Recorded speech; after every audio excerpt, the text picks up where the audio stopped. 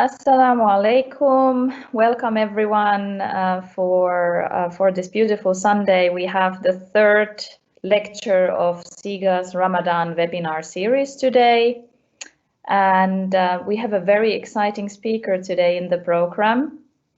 This is Dr. Dalia Fahmy from the States. And I will just shortly introduce her before she will start her presentation. She will have a PowerPoint that she will then share with you guys. And at the end, we will have a question and answer session. And yes, by the way, this is Linda Hyökki. I am also a non-resident research associate at CIGA, and I hope that I can do my best today to be your host. So yeah, Dr. Dalia Fahmy, she's an associate professor of political science at Long Island University, where she teaches courses on US foreign policy, world politics, international relations, military and defense policy, causes of war, and politics of the Middle East. Dr. Fahmy is currently also a visiting scholar at the Center for the Study of Genocide and Human Rights at Rutgers University. Now, I will give the floor to Dr. Dalia, and yeah, inshallah, she will start her presentation. Enjoy.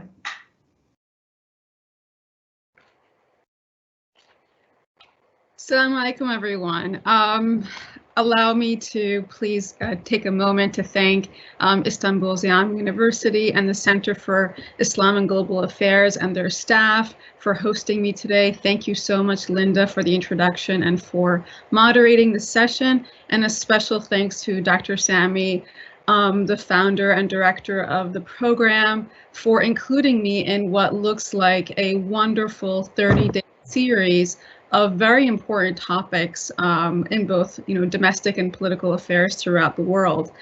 I'm going to share my screen because I have a PowerPoint presentation. Can you see it in full? Yes, we can see Dr. Dalia. Okay, great.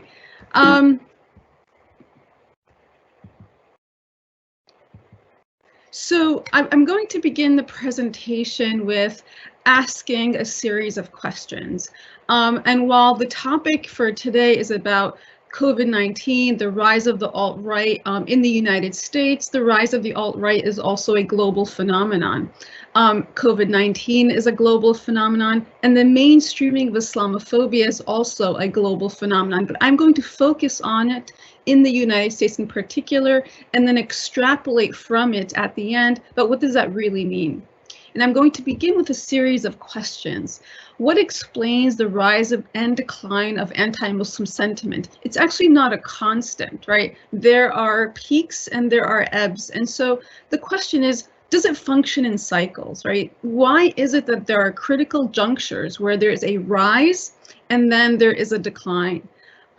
Similarly, what explains the rise of the alt-right? And we're going to define all these terms in a few minutes. Does it function in cycles? And the reason why I asked that question is that it seems to be increasing, right? It's not functioning the same secular pattern as anti-Muslim sentiment or Islamophobia.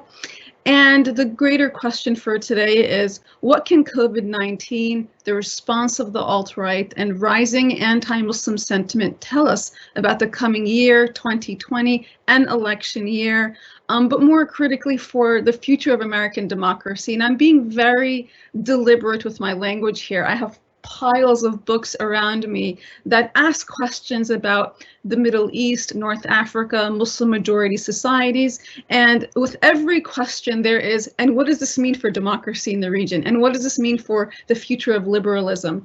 And I want to ask us why we don't question the same way narratives that are rising in the West, not just in the United States, but in the West as a whole. And so I'm asking this very deliberately. What does it mean for the future of American democracy? What does it mean for the future of liberalism? What does it mean for the future of conservatism or neoconservatism? So let's begin. What do we know? What signaled my entry into this research was this critical moment that began in 2015 during the Republican primaries, during the run-up to the 2016 US election. During the Republican primaries, there was an extreme uptick and anti-Muslim violence. According to CNN, that one year, 2015, there were 63 incidents of attacks on mosques in the United States, the highest number ever, leading CNN to say that this was one of the most intensely anti-Muslim time periods in American history.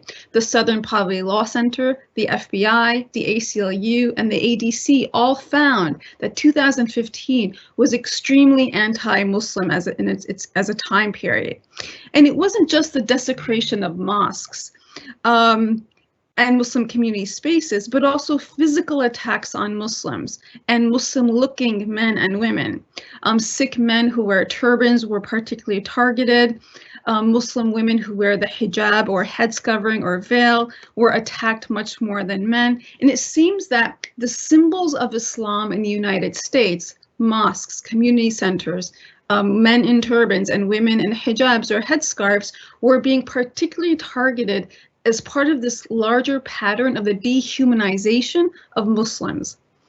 Fear of Islam has become more and more prominent in everyday Muslim discourse. From nationwide anti-Islam rallies, the controversies that surround the several mosque zonings, illegal surveillance of Muslim student organizations, attempts to pass anti-Sharia legislation, the vitriol that came out of that Republican primary, where language included, can Muslims be trusted? Can Muslims in office be trusted? And it seemed that in this uptick, there was a direct result on the Muslim community. In that year, 2015, according to Gallup, 48% of Muslim Americans said that they experienced racial or religious discrimination. In essence, 50% of Muslim Americans felt discriminated against. And unfortunately, we saw in that year the end result of this with the execution-style murders of 3 young people in North Carolina, the burning down of an Islamic school in Houston, when 2 people in Michigan were asked if they were Muslim and they responded in the affirmative, they were stabbed repeatedly. 2 imams were stabbed and killed in the Bronx, New York. Political campaigns included slogans that this is a Judeo-Christian nation, meaning that Islam had no place here, and that Muslims should not be included in cabinet or electoral positions, and that the definition of America should fundamentally exclude Islam and Muslims. For me, this took a critical juncture in 2015 when, during the State of the Union address, and for non-Americans, the president is tasked with delivering a State of the Union, what is the State of the United States, address to the public. And it is held in the Chamber of Congress, where all of members of Congress, both the House and the Senate, Supreme Court justices, members of the cabinet, everyone is present. And in that 2015 address, President Obama stands up and says that this is a country that is facing rising anti-Semitic sentiment, and we will stand against it. And every single member of Congress stands up and applauds that, rightfully so. In that same address, in the next breath, President Obama says that this is also a country that will stand against rising anti-Muslim sentiment, and the entire chamber falls silent. It seemed that for the first time, what we had been talking about, that anti-Muslim sentiment was in the periphery, was now in the heart of the political establishment. And that is Islamophobia. We tend to talk about Islamophobia or anti-Muslim sentiment as the dislike or prejudice against Islam and Muslims. It's actually much deeper than that. According to the Council on American Islamic Relations and according to the report published Fear Inc., Islamophobia is an exaggerated fear, hatred, and hostility towards Islam and Muslims that perpetuates negative stereotypes that has an objective. And the objective is the marginalization and exclusion of Muslims from civic and political life. Yes, there's a political objective here, that the hatred, the hostility, the hysteria around Islam and Muslims exists, that permeates into greater society, but also permeates into the Muslim community itself, where Muslims see themselves as outside of civic and political life. Now, so Islamophobia has an objective, so it's not random. How do we see this? So, for example, there's a certain talk show pundit that for quite a while would say 40% of Muslims worldwide support terrorism. Now, if there are 1.8 billion Muslims in the world, then for that statistic to be true, 720 million Muslims would have to support terrorism. 720 million. Now, if we look at the population of Tunisia, 11 million, Morocco, 35, Libya, 6, Jordan, 8, Indonesia, 264, Malaysia, 31, Pakistan, 197, add to that the 172 million Muslims in India, that would basically equate to that one statistic. Now, we know that all of the countries that I mentioned are those that have had democratic revolutions, democratic elections, who have fought for some essence of democracy, who have not in any way encompassed the sheer number of 40% of Muslims, 40% of Muslims supporting terrorism. So this is a fundamental falsehood. But when falsehoods get repeated, it leads to that hysteria that leads to the marginalization. The second one, a conservative pundit named Ben Shapiro, and he's editor-at-large of the conservative website Breitbart. Breitbart is something that will come into play in a few more minutes. It's a conservative so-called media analysis group that was founded by Bannon. In this statistic, he says that 76% of Muslims are radical. He repeats consistently through Truth Revolt, another website, 76% of Muslims are radical. However, what he's doing is misinterpreting a Pew study done on Muslims and Muslim majority countries that asks citizens, this is the question, do you want religious courts or religious judges to decide family and property disputes?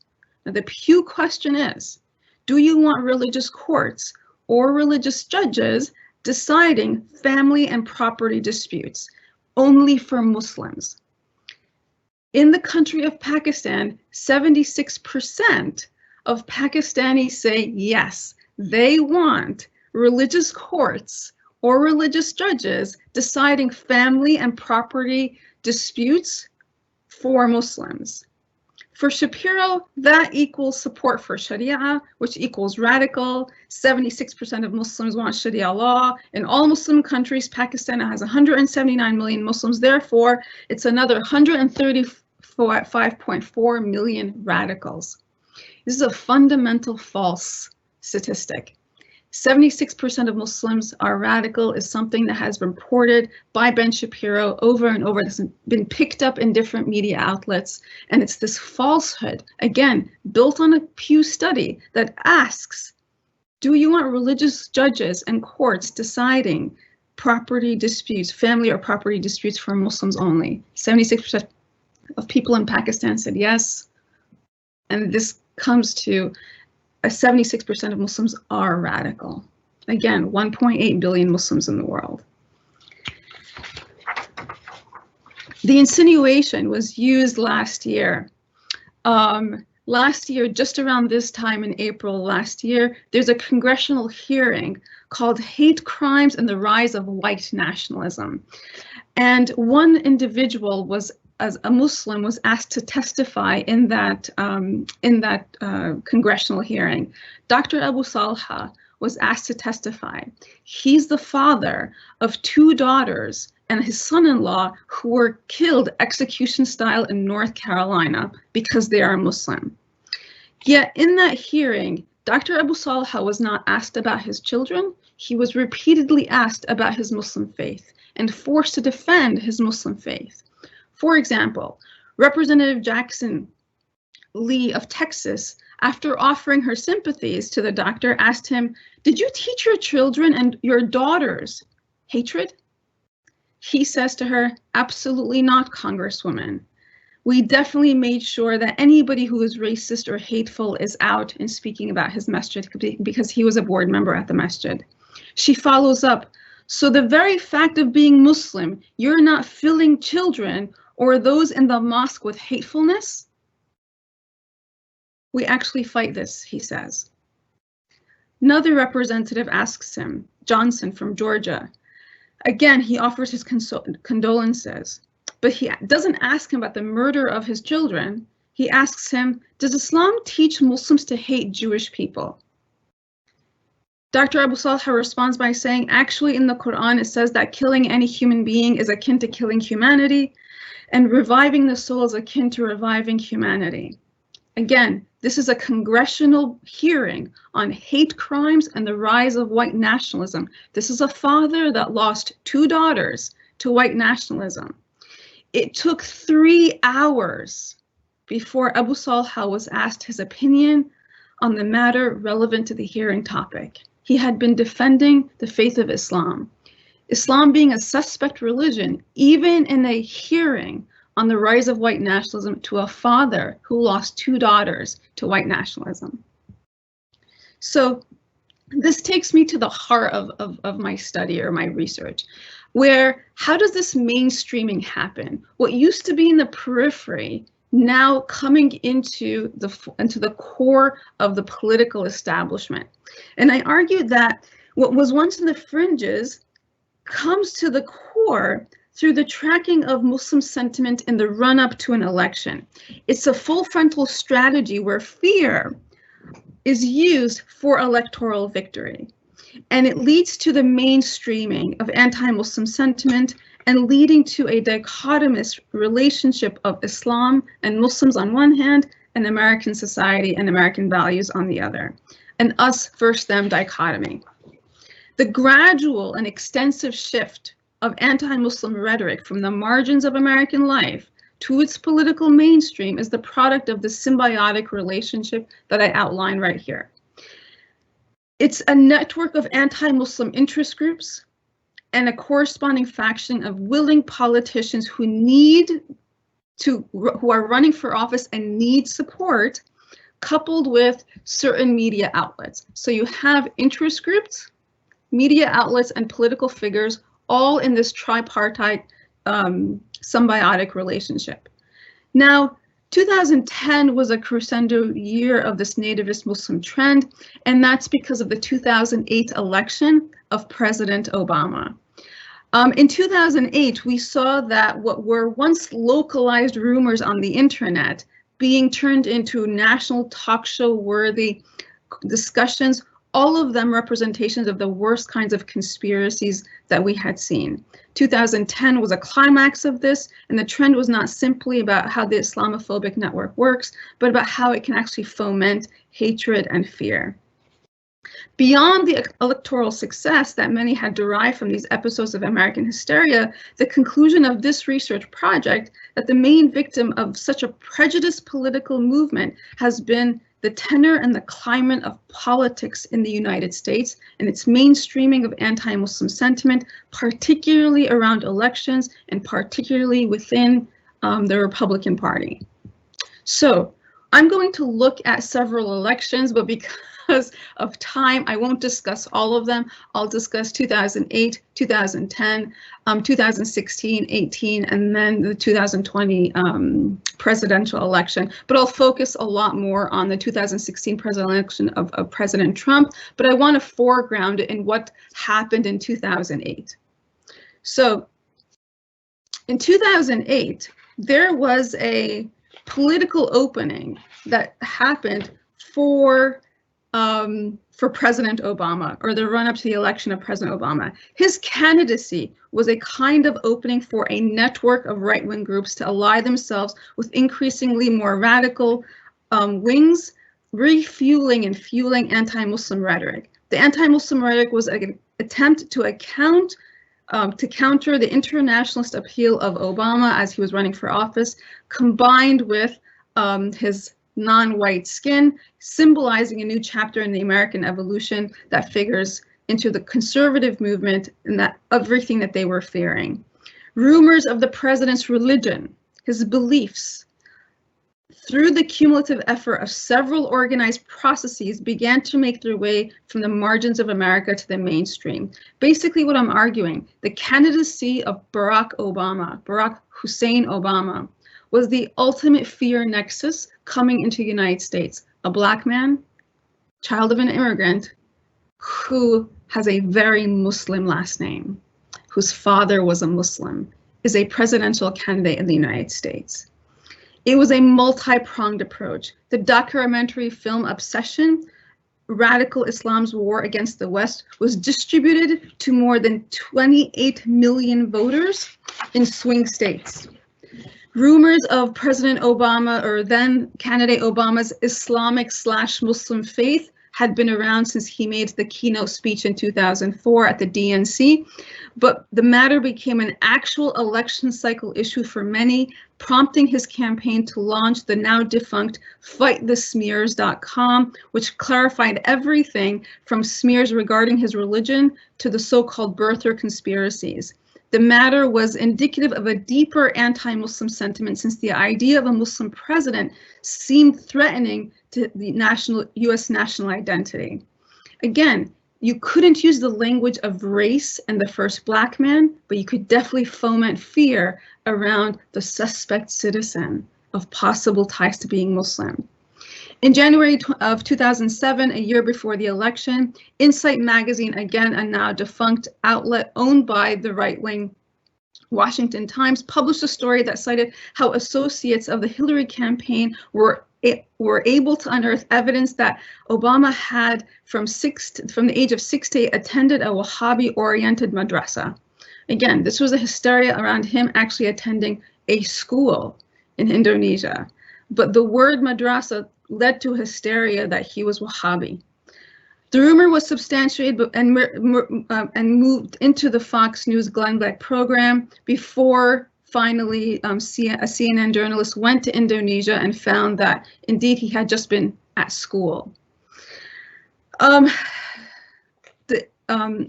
Stakelbeck, a personality on right-wing evangelical networks who once worked as a senior writer and analyst on Steve Emerson's notoriously anti-Muslim investigative Muslim project on terrorism, often wrote about how the US is being Arabized and Islamized by Muslims in the run-up to this election. So we started to see, again, this nexus of individuals, money, and media outlets fomenting the fear around candidate Obama, because there was the beginning of the change in the United States, the real symbolic change. 2010 midterm congressional elections. So in the United States, there's presidential elections every 4 years, but in between them, every 2 years, there's midterm elections where a section of Congress is up for re-election. 2010, again, a crescendo year. Here is a year that marks 1 year into the rise of the Tea Party, which I'll talk more about later. 2010, in the summer, up to the run-up to the election, we started to see new issues rise to foment fear around Islam and Muslims to change the outcome of the midterm congressional elections. Two parallel events helped frame this relationship between members of groups in the Islamophobia network and their willing Republican politicians. The first was the Ground Zero Mosque hysteria and the national campaign to ban Sharia law at the state level. Now, in December of 2009, the New York Times published a front-page story on the approval of the Cordoba project. Or Park 51. This was a community center that was originally founded with the idea of celebrating the multiculturalism of Muslim contribution in the United States. However, Pamela Geller, another right-wing writer, wrote in her blog Atlas Shrugged the same day that there was a victory mosque going up to 9/11. And she referred to the project as the Ground Zero Mosque. And this term would catch fever throughout the country. This was not a mosque, and it wasn't at Ground Zero. It was, yes, indeed, was close, but it wasn't at Ground Zero and wasn't a victory mosque. It was something to celebrate the multiculturalism and the contribution to actually counter the narrative of hate that the radical terrorists did bring upon New York and Washington, D.C. and the United States as a whole. She referred to the project as the Ground Zero Mosque, but in this summer, 2010, in the run-up to the election, you saw hysteria and protest around what was to be termed the erection of a victory mosque. This led to the rise of the fomenting of fear around an election around Ground Zero or the Cordoba Project or Park 51. The elections happened and the hysteria went away. The hysteria went away around the structure, however, the hysteria maintained within the mainstream. 2010, Oklahoma became the first state in the United States to pass a state-level constitutional amendment called State Question 755, banning Sharia law from being practiced in the state. Though the courts finally did strike down the law, it was the beginning of a nationwide movement that helped politicians present an anti-Muslim rhetoric to their base. Former Republican Majority Leader Newt Gingrich made Sharia law his project. And by September 2015, he actually said we should have a federal law that says Sharia cannot be recognized by the courts in the United States. And it started this campaign, which went into 23 states to pass anti-Sharia legislation. It was never about getting the legislation actually passed, but about creating hysteria around Islam and Muslims that ultimately led to changes within the political establishment, that there is a group of politicians who are trying to protect America from this thing called Sharia. There isn't a place in the country where Sharia is legislation. And so again, it's hysteria around Islam and Muslims that foments fear that leads individuals to ride into political office because they're going to protect America and Americans from the encroaching threat of Islam. The 2012 presidential election was again, President Obama was reelected, but it was a response also to the rise of the Tea Party. The Tea Party arose in 2009, a year after he was elected, and by 2012, 10% of Americans identified them as members or part of the movement.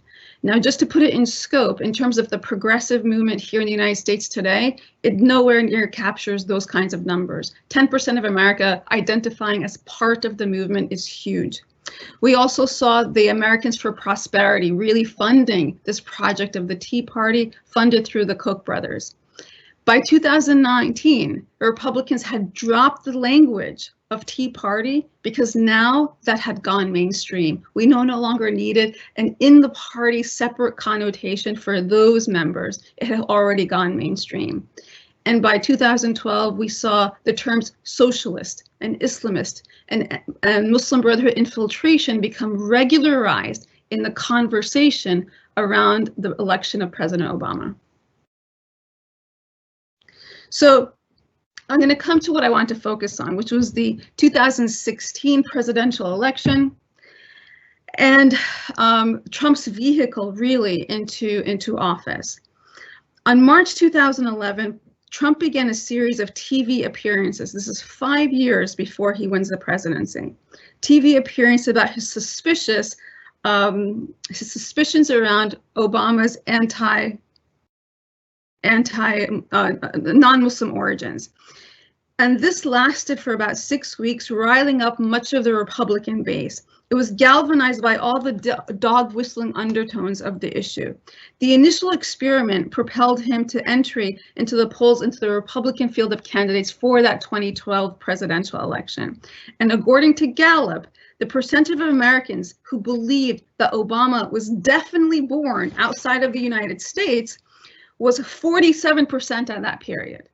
So he was successful in getting 47% of Americans to believe that Barack Obama, their president, was indeed not born in the United States. This was the case after he was the president already, eventually choosing to address this fringe conspiracy by releasing his long-form birth certificate to the public. Trump had pushed the issue so hard that it even reached out to fringe figures on the right who published tracts about Obama's non-American birth. One of them even shot up to the Amazon sales charts. Such was the atmosphere created by Donald Trump at the time when the US was experiencing a resurgence in anti-Muslim paranoia. He started his intrusion into the US political spectrum like that. He came into politics questioning the birth and faith of President Obama. At its very inception, he conducted his invasion into his entrance into U.S. politics by using the vehicle of right wing, which ultimately becomes called alt-right, conspiracies shot with or filled with Islamophobia. And once the birther episode had run its course, he drops the issue, but it had already taken up a significant spot in the political arena and the American imagination. He soon begins to cultivate Republican figures and influential right-wing social circles that lead up to the 2012 election. He eventually decides not to seek the Republican nomination, but had already changed the political culture and discourse, both in Washington and throughout the country, and anti-Muslim conspiracies, which had been debunked historically a very long time ago, were now part of the basis for his 2015 run for office. He gradually, but overtly pushes the fringe right-wing conspiracy into the mainstream that more formal Republican circles were willing to humor him and take his donations.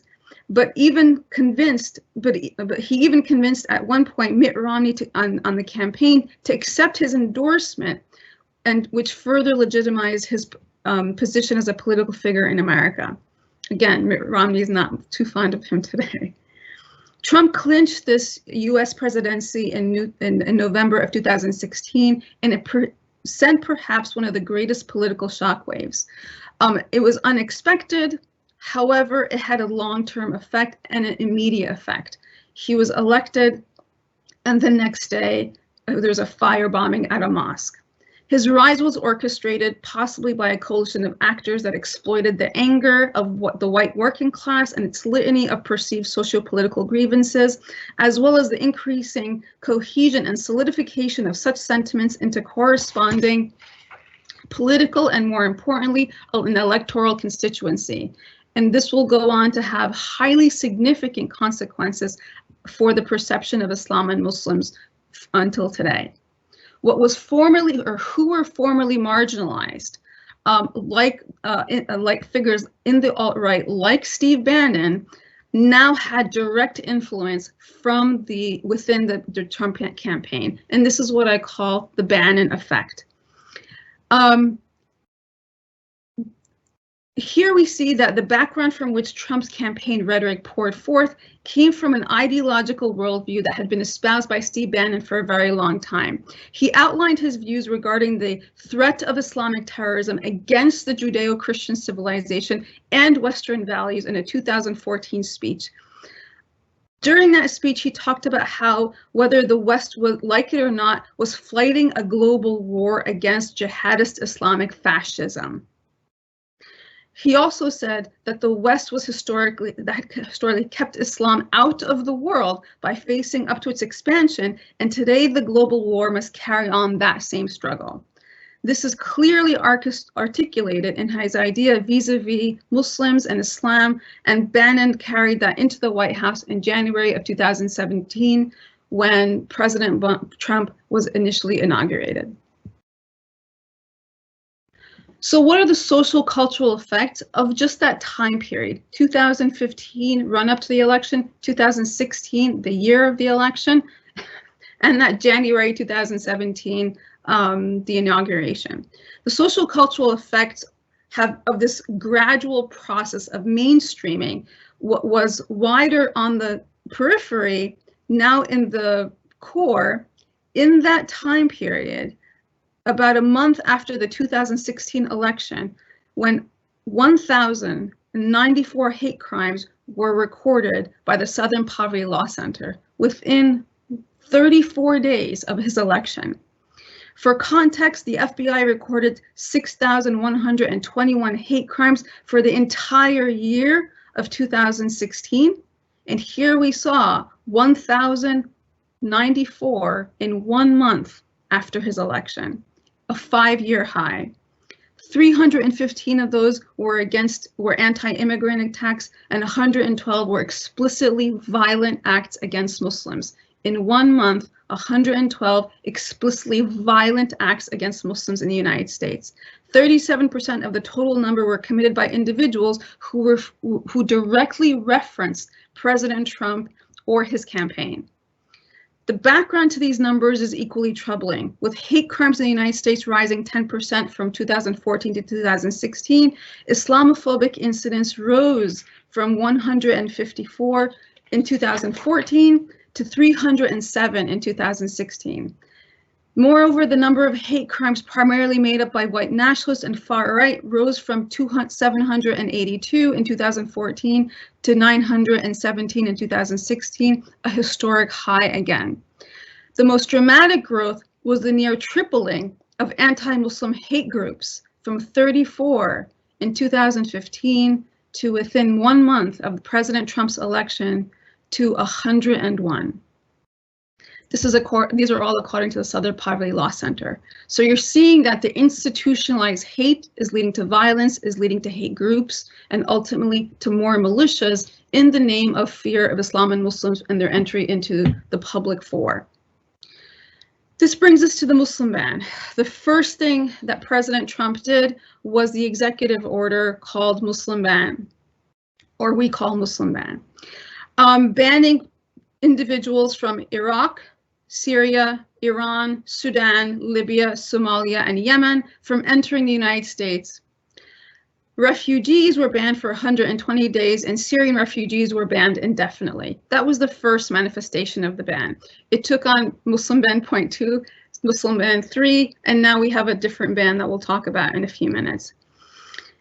Even though the Muslim ban was stopped by federal courts, it began with the language of, "We don't want them here." That was the president's language. We don't want them here.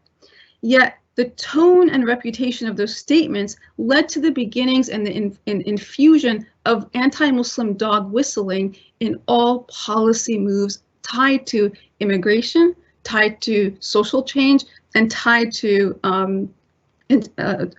Muslims.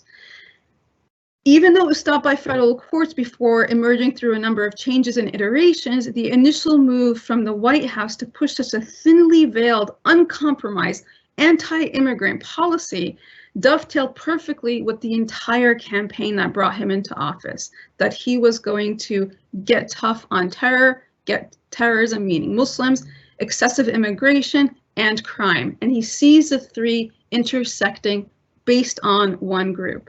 Of course, tied to it, increasing immigration from the southern border. By December 2015, not long after the tragic shooting at the Pulse nightclub in Orlando, he states that there should be a complete shutdown on Muslims coming into the United States. And the Muslim ban seemed to actually be the articulation of this.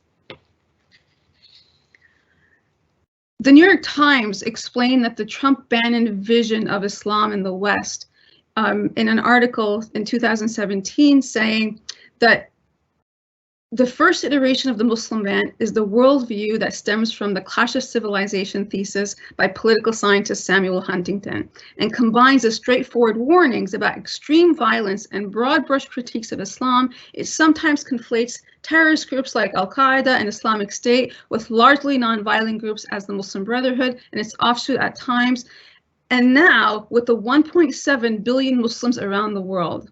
So ultimately what we're seeing is what used to be language around terrorist groups to all groups and now to all Muslims, all in the same category. And this takes me to what I mean when I say the public-private double talk. And again, I'm being very deliberate in my language on double talk because that is the accusation made to most Islamists. And here, is there a public-private double talk? In a 2017 Pew survey, it showed that on the scale of 0 to 100, 100 being the warmest and most approving, Islam scored 48 for a large sample size. This is, again, behind a lot of religions, but it seems that the public is not really clear, or we're not really clear on where the public stands and the complete influence of this. And so when we think about the weaponization of speech, the weaponization of double talk, and ultimately what's happening here, the defense or pursuit of free speech and expression on a whole has been co-opted by factions in the far right for their foremost concerns, and this has been one of the greatest consequences. What they say in public is very different than what they say in private. And so there can be the, no, what are you talking about? Everything is fine. Then you see the publications that stem from within their organizations that lead for us to read into a two-faced approach. And these documents are what we find in a lot of the Breitbart news, again, founded by Steve Bannon, a senior advisor to the president as he came into office. And so this language of promoting something separate in the public, but also saying something very different in the private, and the political objective is to get the private anti-Muslim language to permeate through the public, is the ultimate doublespeak that we start to see in this public-private ruse that's now under the guise of, or for then under the guise of, freedom of speech. So let's talk really briefly about who the president decided to surround himself with as soon as he came into office. And this is what I call the path to power. How did those who are fundamentally on the margins now come into the Oval Office? It wasn't just Bannon. Trump's national security advisor, albeit very briefly, called Islamism, Michael Flynn called Islamism a vicious cancer. And he's on the board of advisors of Act for America, an anti-Muslim organization, and listed as a hate group by the Southern Poverty Law Center. And he was, for a time period, the national security advisor to the president. Stephen Miller, who still serves as a senior advisor to Trump, who along with Bannon was the co-architect of the Muslim ban, worked with right-wing activists and several authors to organize Islamofascism Awareness Week on university campuses. He's a good friend of Richard Spencer, and he's someone who continuously works on the language of the southern border and the infestation from the south. And I'll talk more about this language of infestation towards the end. Sebastian Gorka, who for a while was Trump's deputy assistant, has links to the European far right, and once noted how violence is a fundamental aspect of Islam. And these are just a few of the figures that surrounded the president into his entry into office. 2018 midterm election is a completely separate ballgame because we actually saw candidates who were Muslim women, visibly Muslim women, running for office. And what did the president say about them? Go back to your broken, crime-infested countries. Now, Representative Omar is a refugee from Somalia who did rise to the ranks in politics and run for a seat that had been held by another Muslim member of the House, and she won that seat. Now, Representative Rashida Tlaib from Michigan is born in the United States. She actually rose to the political ranks as someone who came from the basics and moved up the political establishment, had a very long track record of political activity in the United States and elected office. Their elections were very different, and they're part of a different project that I'm working on. But what I wanted to mention about them is how they were lumped together as a threat, but how one was juxtaposed against the other. And what I find is that Rashida, being a Palestinian Muslim woman, born in the United States, elected by a district that's not majority Muslim, that's not majority Arab, came to be seen as a greater threat, that she was a hidden Muslim, more threatening because she doesn't look seemingly Muslim. Again, the idea that even she should return to her broken and crime-infested country as someone who was born and raised in the United States is a very interesting juxtaposition of language that no matter what, the other, the brown, the Muslim, cannot be part of the political fabric of the United States. And this takes me to today, the heart of the current argument. I know that yesterday you had a long lecture from one of my dear colleagues that I've learned so much from about COVID and what it's done for democracies and authoritarian regimes. So I won't repeat what Dr. Fahmy had said, but what I will focus on is what the dog whistling that is occurring today from that political establishment and media nexus could be leading to. So on the eve of Ramadan, just a few days ago, President Trump pledged a temporary ban on the immigration to the United States. And he talked about the invisible enemy of coronavirus. And he says, in the light of the attack from the invisible enemy, we as well need to protect the jobs of our great American citizens. I will be signing an executive order to temporarily suspend immigration into the United States. Now, recalling, it was just a few weeks ago where the State Department issued a call for medical practitioners to come from throughout the world, including the Middle East, to the United States because there was a lack of medical practitioners. And so here we saw this temporary ban on immigration to the United States because of the invisible enemy. The disease sparked sparked a lot of anger. And so tying it to jobs and tying it to immigration is part of his response to angry Americans that want the economy opened. I will protect you from them over there coming to infest our country.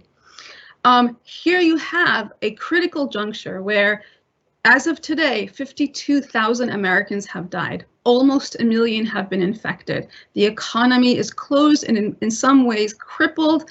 Oil prices have gone in places we haven't seen them before. World leaders are agonizing over the economy, about restrictions, how we can reopen it. And President Trump's response to his angry citizens is about suspending immigration. Again, last week, the week before Ramadan, he retweets a right-wing individual saying that let's see if authorities enforce social distancing orders for mosques during Ramadan like they did to churches during Easter, as if Muslims would get special treatment, as if they do anyway. And here, when the president retweets this, he foments in American society that, wait, this population is different and is treated differently. And this takes us to today. It's no secret that Asian Americans have really felt the brunt of the hate and the backlash against coronavirus in the United States. You don't need to look further than Twitter to see Asian Americans telling their experiences about violence, anger, being yelled at, racism, hateful attacks. And according to data analysts, there have been at least 100 per day in the United States because of the language of the president around coronavirus being an Asian virus, being the Wuhan virus, coming from those people over there. We should have kept them over there. The ban worked. Again, he talked about a ban this week. The first case found in the United States was January 20th. The ban is in response to something public, not to something and all tied to the coronavirus. We also see the rise of Muslims seeing the end result of hate. We see an increasing Islamophobic web intrusion on Zoom calls, where their Zoom calls are being infiltrated by anti-Muslim or Islamophobic sentiment.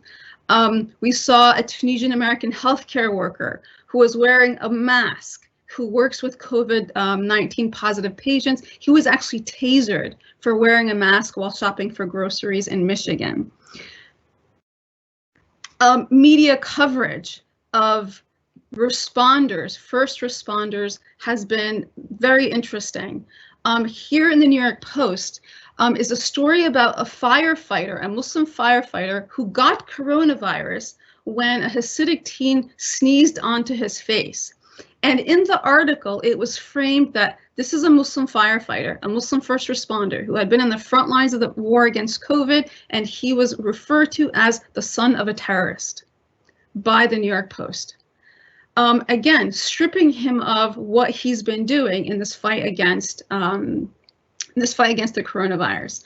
We know, and we are still gathering the data, that Muslim Americans are on the front lines of the war against the coronavirus as doctors and first responders and nurses, and in concentrations like the state of New Jersey, where I live, where there's a heavy concentration of Muslim physicians. They've not only been on the front line, many of them have been infected, a few have died, and several have been infected, recovered, and gone right back to work. And so the contribution of Muslims in the fight against coronavirus is not reflected in the coverage of coronavirus. And this takes me back to that symbiotic relationship today. So one of the first articles talking about Puerto Rico, part of the United States, it says the latest, Puerto Rico sees its first case of coronavirus. And what do you see in this slideshow, the fixed image? It's of a masjid in Jakarta, linking rise of coronavirus to a masjid in Jakarta. And when subsequently ABC News picks up the story, they only put the picture of the masjid in Jakarta, again, making a connection between coronavirus and the United States and mosques. Here you have an article from Yahoo News. A Seattle lab uncovered Washington's coronavirus outbreak after defying federal only after defying federal regulation. And what do you see? A halal restaurant with a falafel sign. Again, a connection between Islam and Muslims with the coronavirus. BBC News.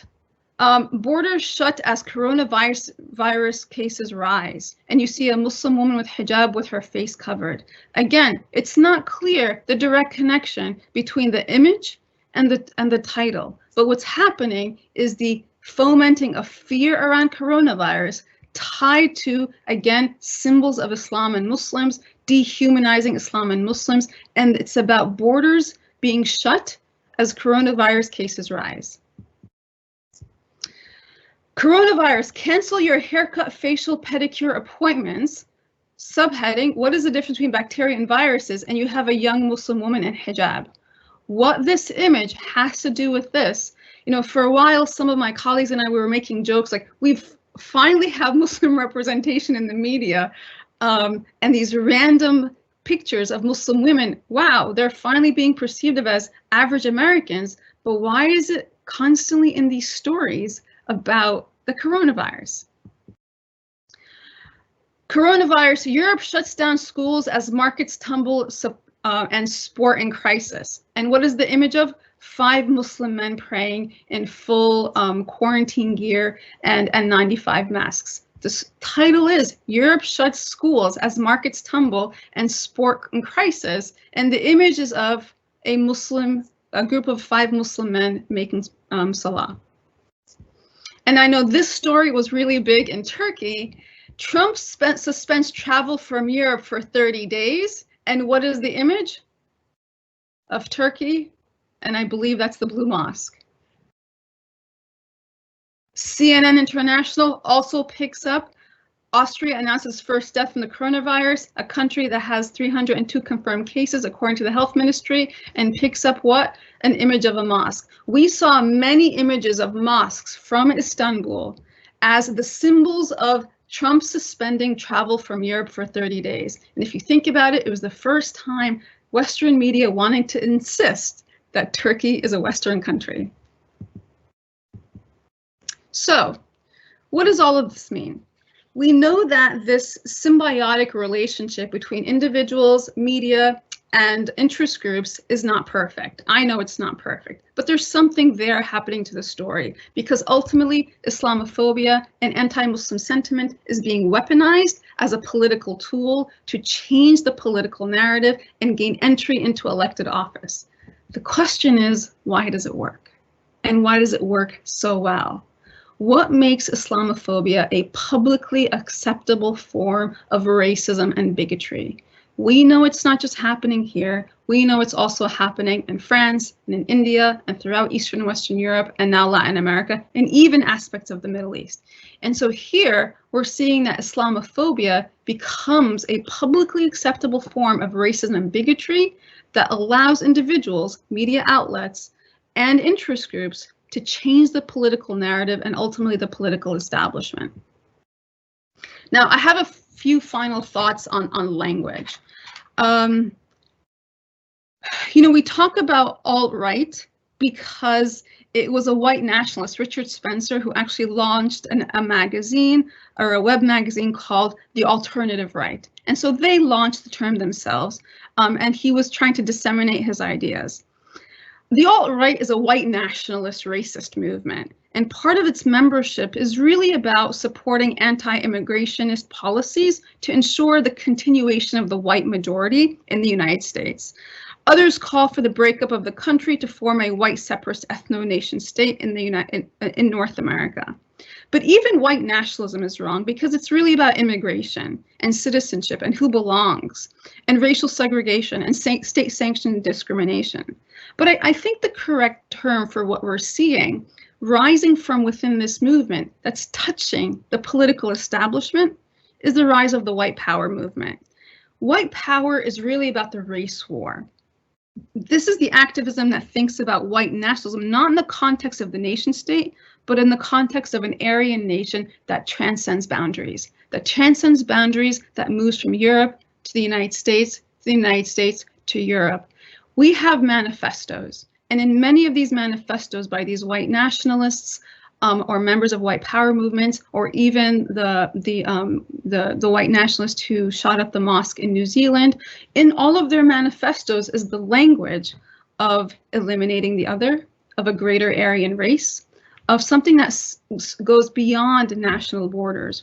And so when we think about what all of this means together, especially in the era of COVID-19, we're starting to see the intersection of racial, ethnic, religious politics, the rise of hate movements, the co-opting of social ills to use Islamophobia and anti-Muslim sentiment to actually be able to change the narrative and the political establishment.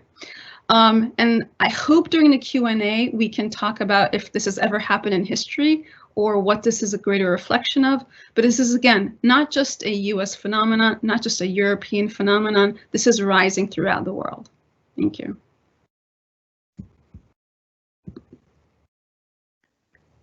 Thank you so much, Dr. Dalia. That was a great lecture, and really thank you so much for taking your time to join us. I know it was 8:30 a.m. when we started this lecture over there, so I'm very impressed by by you being able to give this lecture at this time of the day. So I do have actually a couple of questions here in line for you.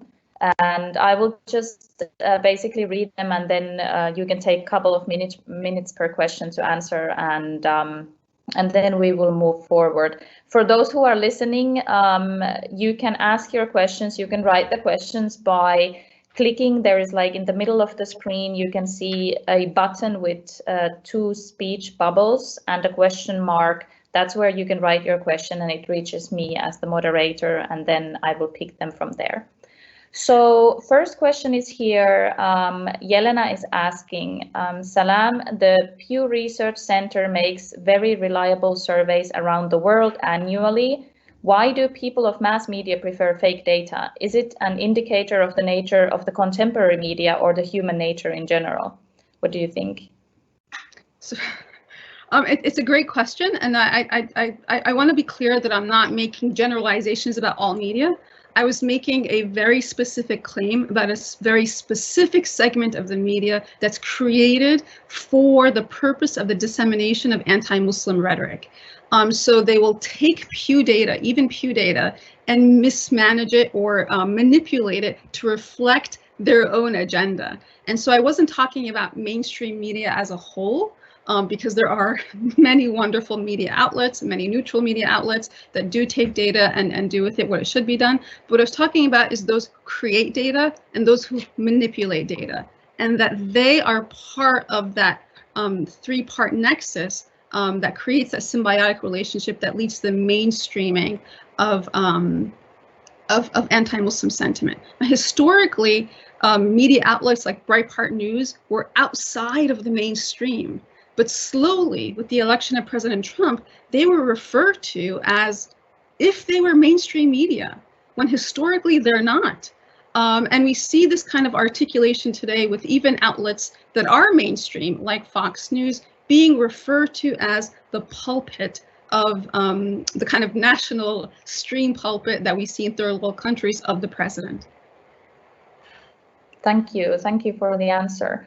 Now there is a next one from an anonymous friend from London, actually. So this question goes, which trends, wait a second, because yeah, what are countercurrents we can support or need to develop to push back against the Islamophobic trends? And then he was also clarifying his question, saying that he means, for example, the growth of Islamophobia across media, politics, entertainment, and interest of groups.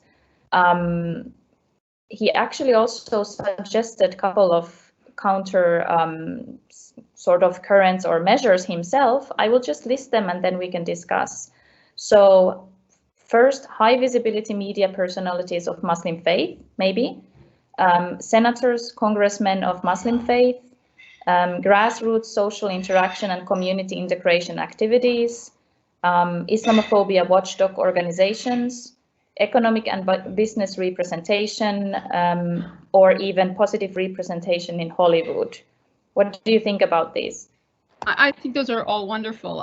I should have said at the outset that the beginning part of this project is a part of a study and a report I did for the Atlantic Council. And in my policy recommendations, many of what you said are suggested. Yes, a watchdog group, and there are, and they're rising. They're not as sophisticated as other groups, as for example, the ADC, but what we do have are other groups that are rising to account for this. High visibility, you know, I know Mehdi Hassan is a Brit, but he lives in the United States, and I think individuals like him and Dr. Abdurrahman on CNN are not allowing for anti-Muslim rhetoric to go unnoticed, right? They're actually calling it out and creating information around that. Muslims in the media, absolutely increasing representation in Hollywood. We're starting to see more and more of that. But I think one of the greatest, so if here's anti-Muslim sentiment, one of the greatest mitigators, so according to the average American, according to a Gallup study, 67% of Americans have a negative association with the word Islam, right? So it's not that they hate it, but when they hear the word Islam, they have a negative association of it. That's almost 70% of the population. But the one thing that mitigates it, that brings it down to the 20s from almost 70, is if they know or encounter a Muslim. If you know or encounter a Muslim, that's the greatest mitigator to reducing the negative sentiment on the word Islam. And so what that means is that the average American, the average Westerner, at least here in the United States, I know we have different stats for Europe, has never met a Muslim. And so the greatest mitigator of the misperception is encountering and getting to know a Muslim. You can't hate what you know. Yeah, well, I definitely agree with you on that one, indeed. Now, let's see. Yelena has another question. Don't all those facts that Dr. Dalia gives prove that the US democracy is such only on the surface and in the Constitution? People are not equal in their rights in the face of their politicians. And she thinks that Trump is a logical outcome of this. So the United States has never been a full democracy. It's always been a project, right? Moving towards democracy. Are there moments in history where it was much more democratic? Yes. Are we moving into a moment where there is both a rise in anti-Muslim sentiment, anti-immigrant sentiment, hate, white nationalism, and militias in the United States? Yes, but there's also a rise in Muslim running for office, Muslims working in media representation, Muslims working in Hollywood. And so, you know, the jury is still out on the long-term effects of this. We are definitely feeling the heat of it. And according to the FBI, 2020, this year, and this is before COVID, 2020, this year, the run-up to the November election is considered, this was published in 2019, saying that 2020 would be the most violent year for Muslims in the United States because of the run-up to the 2020 election. Has that led Muslims to lead docile lives? No, on the contrary, more are running for office, more are moving in the public, more are reaching out to their neighbors and community service activities. Yes, they might not be highlighted, but at least we're watchdogging this. Thank you. Next question was posed by Taimur. He asks, what do you think is the source of strength for Muslim Americans against this state-owned Islamophobia? As we know, Muslim majority states have capacity to condemn Indian Islamophobic atrocities, but when it comes to Trump, there is a policy of burying his head in the sand. So this is an interesting question. When we get to the 2018 election of Ilhan Omar and Rashida Tlaib, there were very separate attacks on the two of them, and they came from Saudi Arabia and the UAE. So Islamophobia is an industry. It's an industry that's heavily funded, between $50 and $250 million a year. And there's also foreign support for it. And so what Muslims around the world need to recognize is that you're not fighting something that's abstract. You're fighting something that has a political objective. And the political objective is the marginalization for Muslims from civic and political life. That we internalize this narrative and we say, we don't really belong. Now, if you think about it generationally, I was born in the States in the 1970s. I remember the Iran hostage crisis, but I never felt the deep fundamental othering that children are experiencing as Muslim Americans in the United States today, that their identity is fundamentally questioned. Is that leading to a response where people are then picking up the mantle to answer these deeper questions? Yes, but there's something more important happening here, and it's not just happening in the United States and throughout Europe and Latin America and the Middle East, especially certain Gulf countries, and of course in India. And what's happening in the United States in terms of the coronavirus is much more violent against Muslims in India, who are seen or labeled the cause, as well as Muslims and minority groups in France today, right? 3 countries who have very similar anti-Muslim narratives. So absolutely, I agree with you in certain aspects, but I don't fully agree with you in that there has to be an understanding that this is not just a random phenomenon, but it's a concerted effort. And once we understand the concertedness of the effort, we will have to actually fundraise and put an equally or even more so investigative capacity to counter this concerted effort to minimize the effects of the internalization of Islamophobia by young Muslims themselves. Thank you. Since you were talking about the authorization of children that you yourself witnessed, one attendee asked if there is a way to humanize the other. What do you think about the humanization of the other? It's very, very easy, and I've given lectures about this. It's very, very easy to blame everything on the Trump supporter. It's very easy to dehumanize and mock the Trump supporter. I think what we need to understand is that all otherings come from either misunderstanding, the deep dog whistling, or an underbelly that needs to be understood. Racism has a very deeply entrenched history in the United States. And what we encounter as Muslims or minority groups or immigrants is nothing compared to what African Americans continue to endure in this country. Our struggle is fundamentally built on their struggle. And we can't deny that the West, whether Europe in its colonial era or the United States and its slavery time period and its institutionalized racism against Blacks in this country, if we don't understand how deeply connected our stories are, then we're not actually fighting the right battle. It has to be a complete restructuring how we understand power and justice. You know, we talk about, or I teach my students about negative power or negative justice and positive power, positive justice. You know, we talk about freedom and liberty. Well, freedom from oppression brings you from negative power to 0.0, right? Or negative freedom to 0.0. I'm still being freed from something. But freedom to do something is when we start to break down the structures of injustice. We are still in the negative space. We're still fighting from, right? We are looking for freedoms from injustice, freedoms from Islamophobia, freedom from institutionalized racism, freedom from bigotry. And so when we're still in the negative space, the struggle to move on to freedom to is tied to the kind of pulling down into the negative freedom from space. Our struggle is tied to the struggles of others. And one thing we're realizing in the past couple of years, especially in the post-Trump election era, is that Muslim activists throughout the world are starting to ally with all other marginalized groups, that this is a struggle for all of us. Justice is not about just us, right? Justice has to be for all. Thank you. That was a very, very good point that you brought in there with these negative freedoms and negative power. I myself haven't thought about it like this before, so thank you.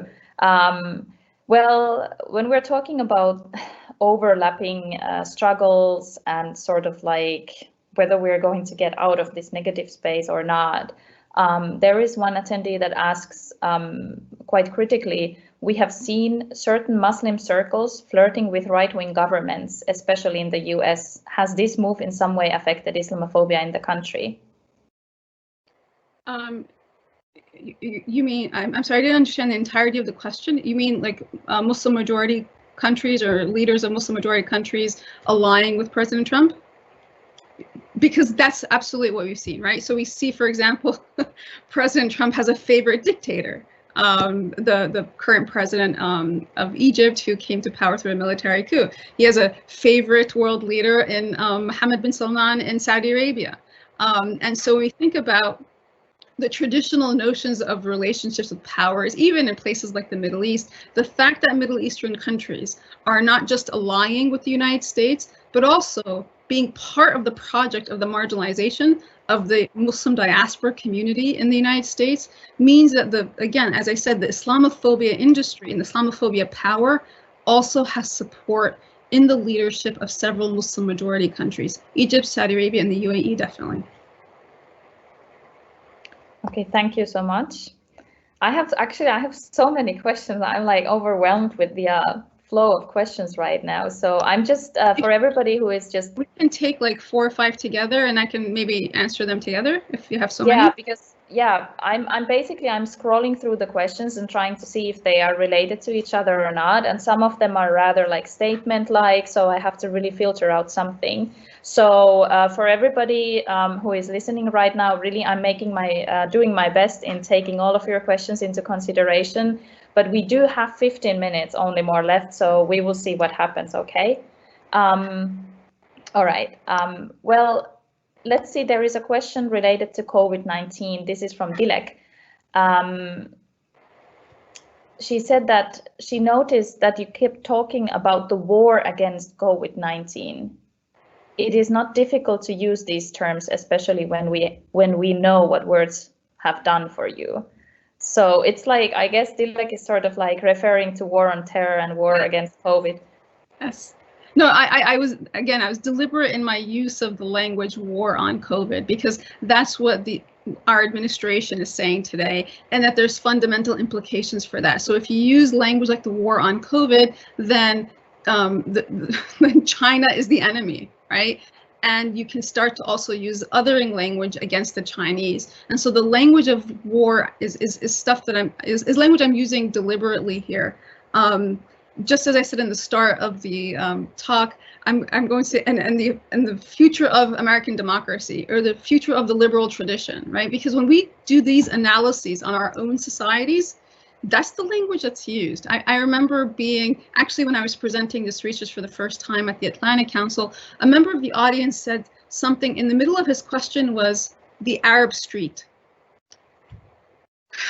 Can you explain the Arab street? Why is it, and he said this is a convenient term we have. I said, why is it okay for us to refer to the Arab peoples as one person, as the Arab street, but we can't refer to the American street? I can't talk about a neo-Nazi rally in Charlottesville being the American street.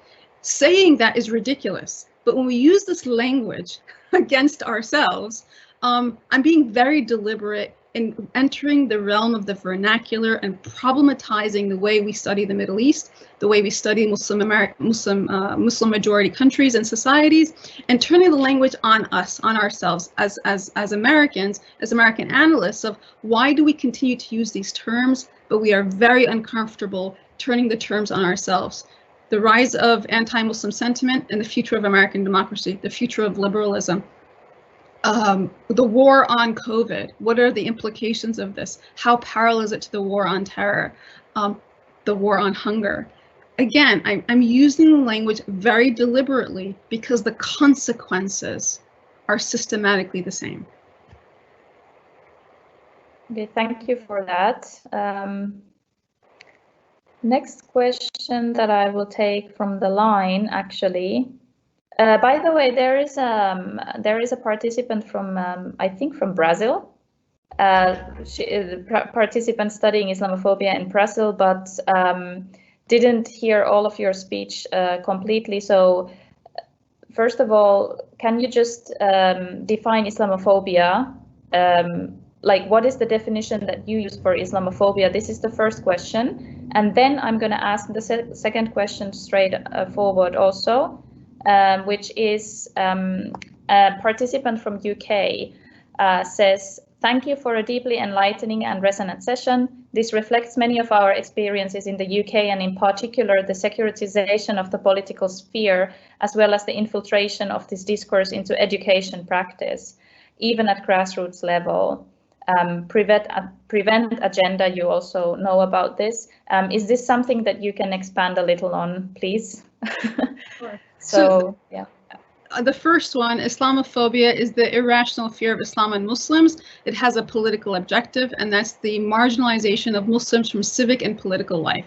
So it's not just the irrational fear and hysteria, the way we usually use the term, but acknowledging that there is an objective here, and that's the marginalization of Muslims from civic and political life.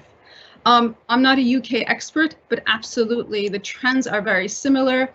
Prevent in the UK and CVE in the United States. CVE was different under the Obama administration. Today it's really Muslim surveillance, even though according to the FBI, the #1 threat facing the homeland is the rise of right-wing militias. Now, the Muslim experience in the United States is a lot different than the Muslim experience in the UK, because your Muslim experience is much more deeply tied to the hate of immigrants narrative. The immigrants are primarily from Muslim majority countries. The rise of, again, 2008 was not just the rise of, you know, the Muslim threat, but it was also the first time the Hispanic vote was a swing vote that changed a lot of election turnout or election results. And so our anti-immigrant is really about the southern border with Mexico, while your anti-immigrant is also compoundedly Muslim. In the United States, save the African-American community, the Muslim community is much more upper middle class than the Muslim community in the UK. And so that lends it to the language of ghettoization of Muslim communities in the UK, no-go zones in terms of Muslim areas in the UK. This is language that doesn't necessarily exist in the United States historically. It might be entering the vernacular, but it's very different. Your experience is also tied to the deepness of the fear of immigration, especially when the European Union was founded, when, you know, nationals can cross borders. I know the Eurobarometer since I think 2001, 2002, the fear of losing identity in the growth of the Europeanness is something that was also part of the story. And so although there's a lot of overlap, I believe your story is actually a lot worse. It's compounded by the immigration issue, by the entry of the European Union, and then the, of course, Brexit narrative. While the United States, it's Muslims, and then tied to that immigration from the southern border. Thank you for that. I'm also going to ask 2 questions again. I decided on this new method since there are so many questions, so I will just ask 2 questions. I find these personally very interesting as well. So Sundus is asking, Salam, thank you for the lecture, Ms. Dalia. How do you think this issue will continue to manifest itself, if at all, as the 2020 presidential race goes forward and culminates in November? So a little bit future perspective here. And then there is an interesting question by an anonymous attendee. Does the hate propagated to each of Muslim individual is the same kind of a hate, Or is there a dichotomy between progressive Muslim and conservative Muslims? So this is an interesting one. That's a great question, yeah. Yeah. The first one was, what do we see coming down the pike for 2020? Again, before COVID, the FBI itself said 2020 will be the most violent year for Muslims in the United States because it's an election year. And as we said, the hate ebbs and flows, right? The hate ebbs and flows around an election, but the alt-right rises and continues to rise. So while Islamophobia is cyclical, hate continues to rise because of the mainstreaming of the narrative. And so we're still moving in a direction of increased hate and increased violence. We hope not, but with this compounded economic situation because of COVID. I mean, you must be seeing all over the world footage of protests in the United States, the fomenting of not just fear of the other, but that closing the country is against rights. Women's liberation is no longer about freedom of their body, but freedom to not wear a mask. I mean, the language coming from elements of society are really going to question how deeply rooted the elements of liberalism are, the elements of democracy are, the elements of equality, of freedom, whether or not this is an inclusive nation, whether this is a endemically racist nation. I mean, these are questions that we will have to reckon with as a country in terms of how we identify ourselves. The second question was, are progressive versus liberal Muslims, which ones are more bad than the other? You know, there's no greater lesson learned from the wars of the breakdown of former Yugoslavia, in that you are awakened into the identity that you're hated for. And so you might consider yourself a liberal Muslim, a progressive Muslim, a Muslim in private, a Muslim by name, but the violence committed against Muslims, especially in places like Serbia and Kosovo and Bosnia, did not discriminate against who was visibly versus non-visibly. It's about in-group, out-group dynamic, and who belongs to the in-group and who does not. White nationalists don't discriminate based on are Middle Easterners white, right? We are going through the US Census right now where they count populations. And historically, Middle Easterners are counted as white. We now have a new category where you can write in your place of ethnic origin. And so you're counted as white so that your economic progress, your level of education, your productivity can enter into the white category, but technically you're never perceived as white. And so this idea of progressive versus liberal does not really matter when the hate is of the other. Thank you. Well, I have one question here also from Jalal.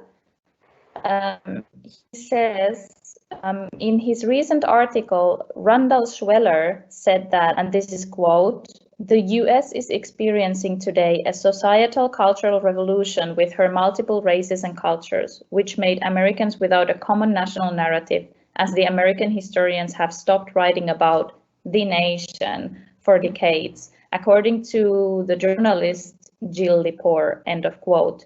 His question is, do you think that rise of nationalism there will be in favor of the unity of the country, especially with the rise of the new rival powers? And Muslims there are just normal victims of this white nationalism, just the same as the Blacks and the Latinos? So nationalism is a term that we have to define and talk about, like ethno-nationalism and what these terms mean.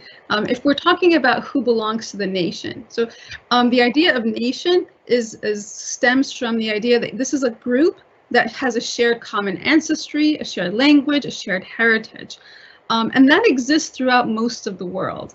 Now, the United States, not being a nation in its founding that was of a group with a shared history, the way nationalism or national identity was defined to us even as children is in terms of manifest destiny, that we have a shared future, a shared common purpose. And so we might not have shared ancestry, but we have shared common purpose. That story is the story that's being challenged today. That version of national identity.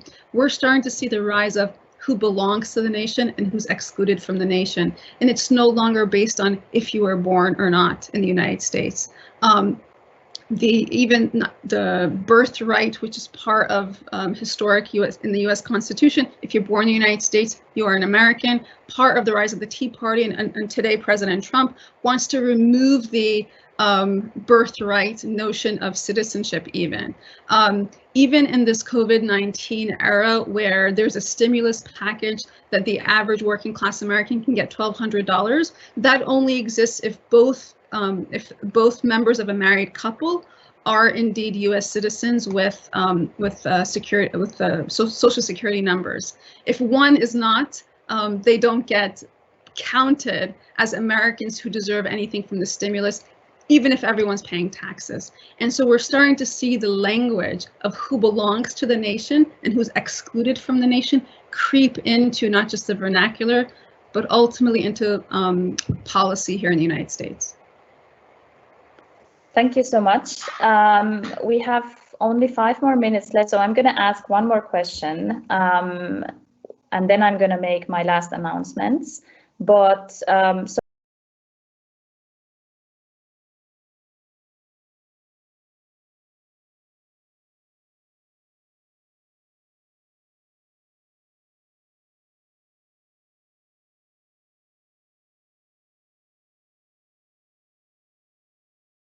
Muslims in the near future?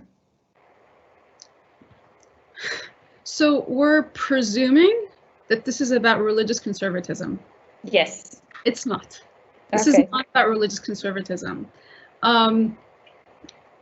Conservatism, look, this is a secular nation. You never want the state to articulate religion, and you never want religion to be the basis on which you form alliances in terms of conservatism. We can't look at, for example, the evangelicals in the United States and say, this is the conservative movement, because how are we defining conservatism here? Anti-abortion, or caring for your neighbor? The top conservatives do not talk about caring for their neighbor, caring for the elderly, caring for the downtrodden, caring for children in cages on the southern border. I think we need to be very careful about how we use conservatism, assuming that conservatism is a natural religious alliance. It is fundamentally not. Okay, thank you for clarifying that, because like indeed, even we have had this question a lot of times in other conferences as well, and with friends we also discuss this issue a lot, so thank you for the clarification. Now I cannot unfortunately anymore take questions because we're running out of time.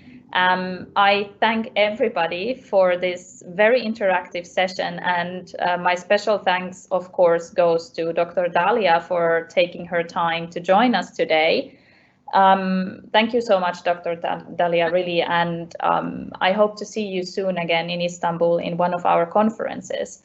Now, I would like to remind those who are attending the session that tomorrow the next lecture in our webinar series is going to be given by Dr. Monzur Kaf. He's a lecturer at Istanbul Sabahattin Zaim University, and he's going to talk about how to reform the finance sector.